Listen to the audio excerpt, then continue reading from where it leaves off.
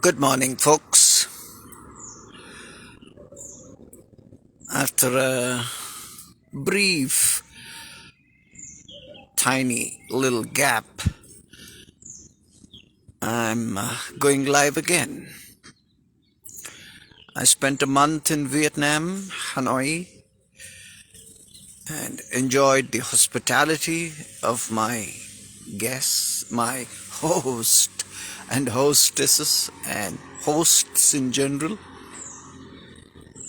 And it was a wonderful time.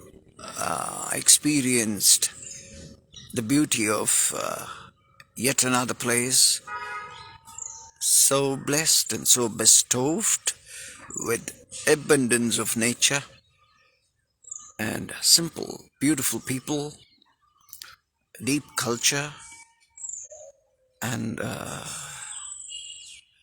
was a wonderful learning experience for me. And now I'm back in India. I've been here for a while, and today actually is a very, very, very, very, very important day for me because I'm on a small, tiny little pilgrimage. I'm heading tonight to a place in southern India, a place called Kanchipuram. In Kanchipuram, there is a very, very beautiful place. Kanchipuram is, by the way, called the city of temples.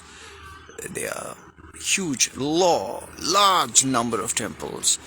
As the primary temple, the biggest, the oldest, and the most significant of all is the Kanchipuram temple of the Mother Goddess, uh, which is perhaps 5,000 years old.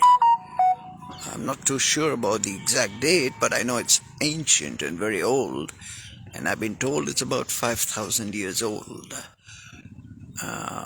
So it will be a wonderful thing. And apart from that, there's another significance, which actually is the primary reason for me to be heading towards Kanchipuram. This is the place where Bodhidharma was born, brought up, became a young man, got married, and was a prince, and of a very big dynasty called the Pallava dynasty. And he was a born Hindu, in the sense he was born in a Hindu family, and he chose to embrace Buddhism, which was prevalent at that time. However, not very, shall we say, popular, in the sense among certain sets of people, and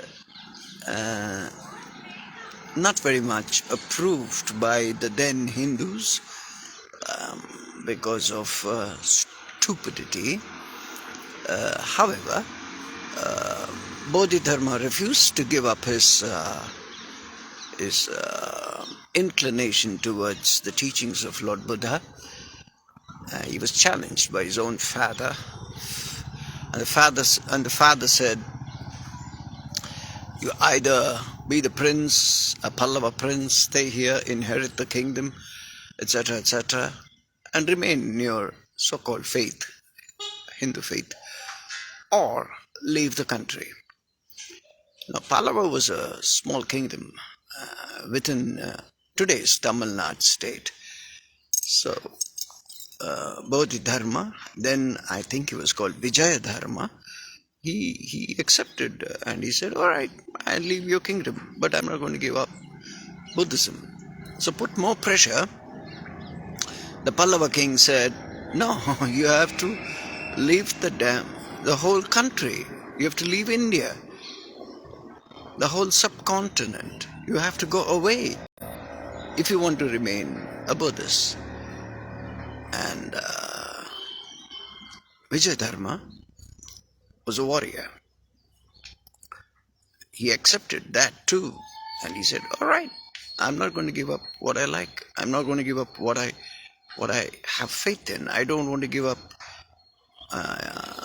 what I really love and what has given me peace, what has given me a purpose in life. And so he he left the kingdom all right. He traveled on horseback for days. I'm told it's about 3 months or 4 months that he kept traveling until he reached China. And on the way, he obviously crossed a lot of land because he didn't go by the sea. He went by the land, and he crossed a lot of countries: Thailand, Burma, and maybe Cambodia and Vietnam. Then reached China from northern Vietnam and settled down in a southern Chinese place for a while, where he got popular in the sense people got to know of him, and he was invited by a Chinese king uh, who questioned a few, who had a few intellectual questions for him, for which he had audacious answers, simply because he didn't. I'm sure he didn't want to insult anybody's intellect or anybody's thought or line of questioning. It is just that that is how Bodhidharma was. He was looking shabby on account of his long journey and a nomadic lifestyle. He, of course, had a disciple with him and things like that. I mean, that is the romance of it, which I'm very fascinated by, like any person would be.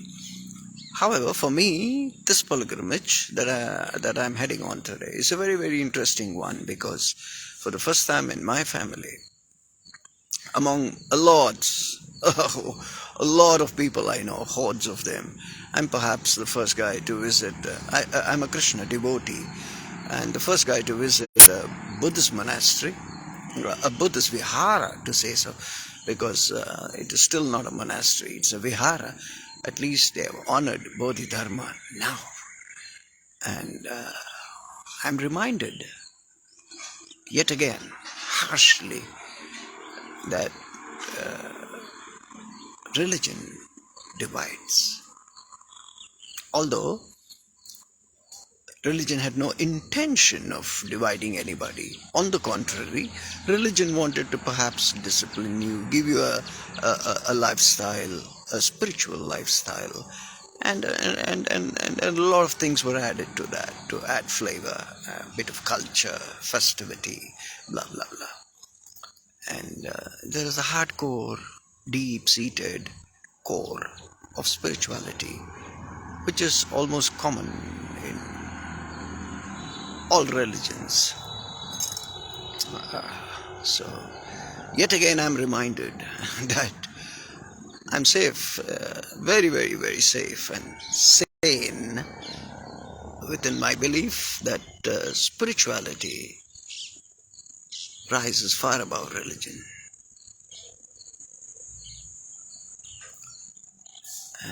Religion has a role to play to perhaps show the path to spirituality. And those who remain confined to religion are confined to a small part of a beautiful landscape. Most of the landscape is left unexplored. They're happy in their small little corner, and they think they've seen the entire forest. So it makes the metaphor frog in the well. So, however, I'm not against religion.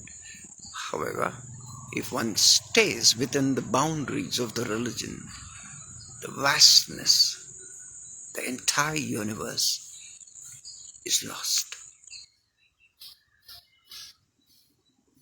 Welcome to the true world of Krishna, to the true world of Buddha, to the true world of Lord Jesus Christ. Love, peace, kindness, compassion.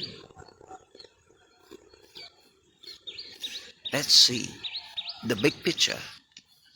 Let's see the entire universe.